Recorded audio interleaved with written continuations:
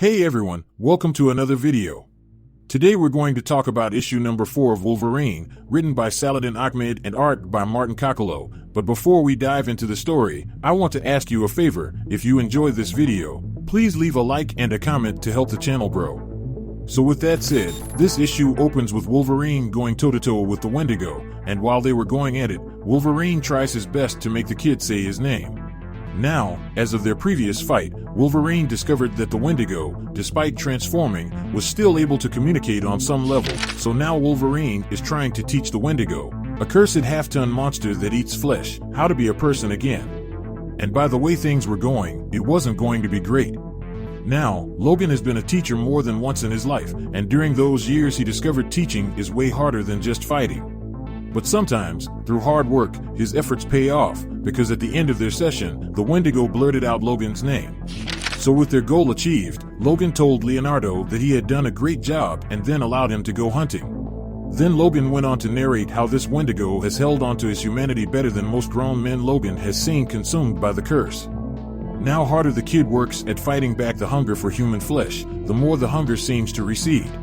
So in a way, it almost seems like the curse is meeting the boy halfway. Over Logan's long life, he has seen mutagenic transformation, shape-shifting spells, and so much more, so if he knows one thing, he knows that the screw-up teenager, Leonardo, is still trapped inside that beast. And he knows too damn well what it feels like to just leave him to his fate. Following that little insight into Logan's actions, we learn that after all the events that took place in the Canadian wilderness, he decided to take the kid down to the lower 49. But due to all the intense border security like cameras and drones, he is now finding it complicated. But see, Wolverine had always been sneaky, so of course he was able to find his way around. Then once he was in the US, he had to find a person who would rent him a cabin based on cash alone and ask no questions. And just when he thought he was home free, an explosion went off in the distance. Now this left Logan with two options. The first option was to ignore it and go about his day in peace. But the second option was to go and see where he could help. And based on the cloud of smoke, Wolverine could tell it wasn't anything good, because based on where the explosion went off, it was near a road that most truckers use. So Logan figured it was probably a nasty accident that made someone's hull explode until the wind brought him the scent of military explosives. With this much damage going on so close to his new home, Logan chose the second option and put on his uniform to face the problem head-on. And stormed out to save who he could. Now Logan didn't love the idea of leaving the Wendigo there alone. But Logan couldn't risk bringing him into whatever bloody chaos was going on near the accident. As the Wendigo continued to eat, Logan watched on in approval, for something definitely shifted inside the kid.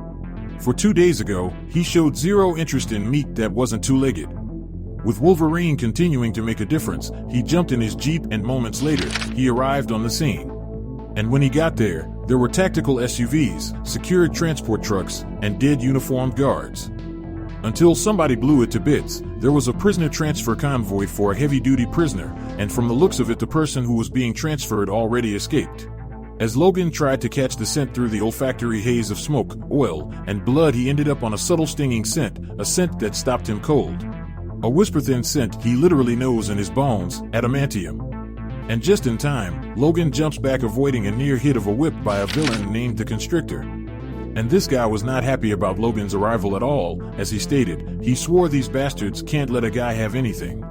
Like some nice connected folks sneak messages to him in the joint offering to spring him during transfer. The truck was going to go boom, he was to kill the guards easy peasy, everything was looking great, and then, of course, one of the freaking heroes had to show up and ruin everything. And then the Constrictor goes on to call it demoralizing, and then ask what was Wolverine even doing here anyway, because the last thing he remembers, all the mutants were supposed to be on an island out in the ocean. So with the conversation going nowhere, Logan just told him to shut up and jumped into action and started to trade blows with the Constrictor.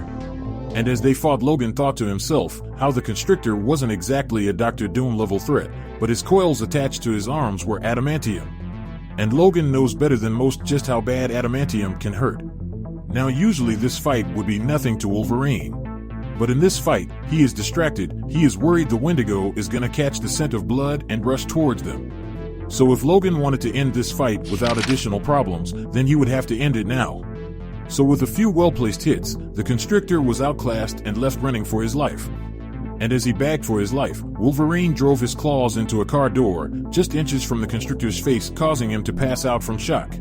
So with the fight over, Wolverine thought to himself that this was good, for he was out in the woods for a while, and he was happy that he was able to remain calm and that he could hold back the animal within. So with that said, Wolverine then thought to himself how it wasn't safe to contact the authorities right now, seeing as Leonardo and himself were caught up in a manhunt not too long ago. So as a backup plan, Logan decided to call a friend, decided to call Nightcrawler. And as soon as he called him, Logan immediately said that he was sending coordinates for the constrictor to him. And then he goes on to say, the constrictor was bleeding and he would need a heavy-duty security detail alongside an ambulance. And to my surprise, Kurt stated that he could get that done for him and then went on to ask if he was okay. To which Logan said he was fine and just needed a favor before hanging up. Now the fight was over, so his adrenaline started to come down. But right before it was gone, another scent caught his attention, a scent that caused his adrenaline to skyrocket.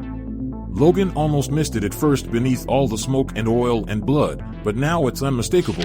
It's the scent of someone who won't stop coming after him until he is dead. The scent was from Toriko Oyama, aka Lady Deathstrike. Now one thing we should know about her is that her father was the one who invented the process that bonded the adamantium to his bones, the process that was forced on him. And to make it worse, Lady Deathstrike still considered him a thief whose existence spits on her father's grave, and she tried to kill Logan more times than he could count. But see, something seems off, something seems different today about her, for her scent is off, and for the life of him, Logan isn't to say how. So as the two warriors circled each other, Logan asked why was she there? To which this shell of Lady Deathstrike answered with her sword. Now this was odd to Wolverine because Lady Deathstrike was always full of speeches and proclamations, so this silence treatment wasn't her. Lady Deathstrike was always lethal, but never quiet. And in a split moment, Lady Deathstrike popped her adamantium talons, and after he noticed the gold he knew deep down that she wasn't the enemy he knew. Now Lady Deathstrike was always a warrior who was able to give him a run for his money every time they fought. But this is different, for this is something more, something stronger.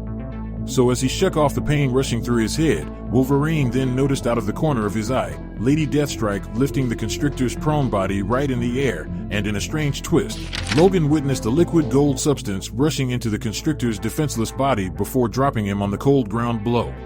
Not willing to stand by idle, Logan called for her to turn and face him, but in yet another twist, Lady Deathstrike didn't attack, but instead spoke, but when she opened her mouth it wasn't her voice that came out. And the voice said, "You are deafened by the screeching of the false metal within you, you have not yet heard the call of the adamantium." And in a trance-like state, Logan sat there and allowed her to get extremely close. And on the last page, we get a narration saying, "That voice that isn't Deathstrike's rings in my ears for an impossibly long moment." And then it becomes something else, a cold metallic sound calling to me. It's not mind control or telepathy, for it feels older and primal. It feels ancient and he could feel the passing of ages. Now Logan got pretty good ears and he can always tell where a sound is coming from. And just before Logan passes out, he realizes that ancient, primal presence is coming from within his own bones. And with that said, this issue of Wolverine comes to an end. Now down in the comment section below, let me know your thoughts about this issue and what predictions you could have moving forward. So with that established, I hope you enjoyed this video, and please don't forget to leave a like and a comment if you want to see more videos like this. Thank you for watching, and I'll see you in the next video.